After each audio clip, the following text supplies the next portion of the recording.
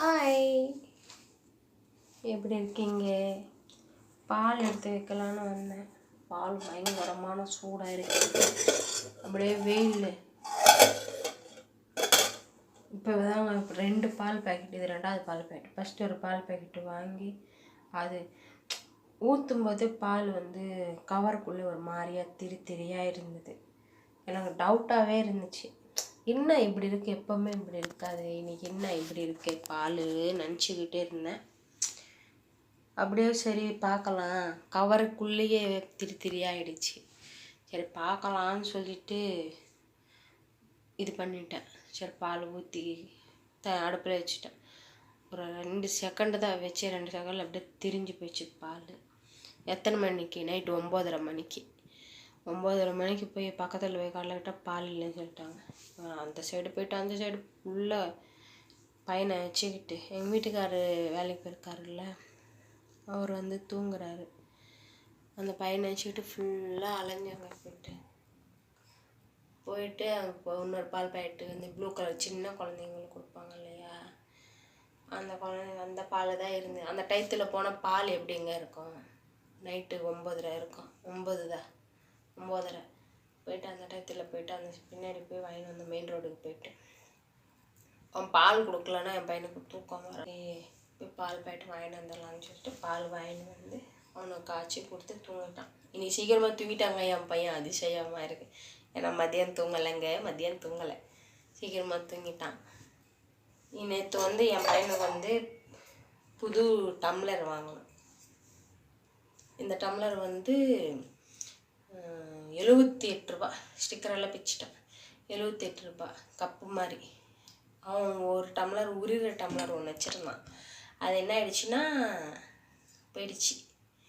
இந்த உரிகிற இந்த பைப்பு நான் தான் இந்த ஒரு உள்ளெல்லாம் அழுக்கு செய்கிறேன் இல்லையா, அதனால் அந்த கம்பியை வச்சு திருவி அவன் உடச்சிட்டேன்.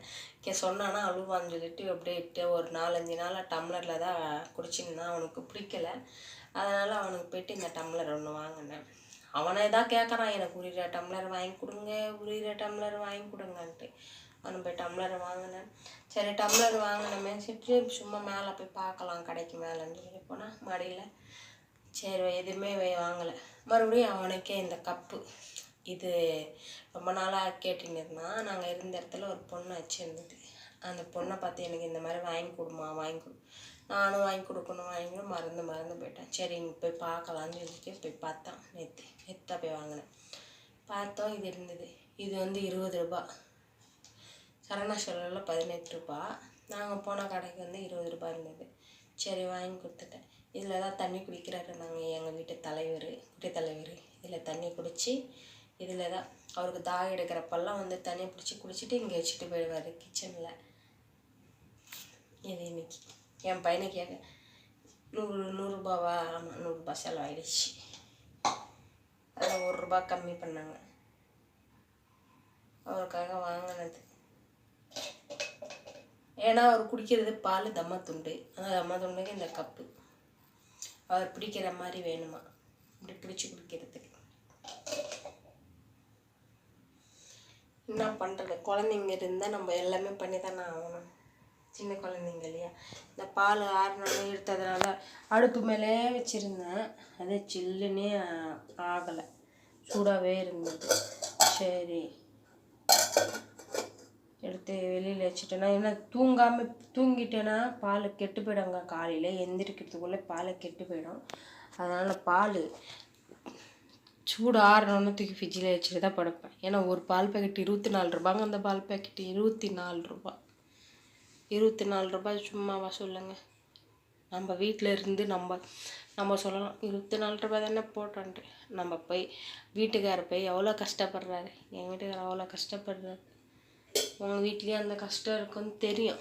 இருந்தாலும் சொல்கிறேன், நான் 1 ரூபா கூட, அந்த 1 ரூபாய்க்காக தானே நம்ம கஷ்டப்படுறோம் சொல்லுங்கள். அந்த 1 ரூபாய் இல்லைன்னா நம்மளை மதிப்பாங்களா? யாரும் மதிக்க மாட்டாங்க.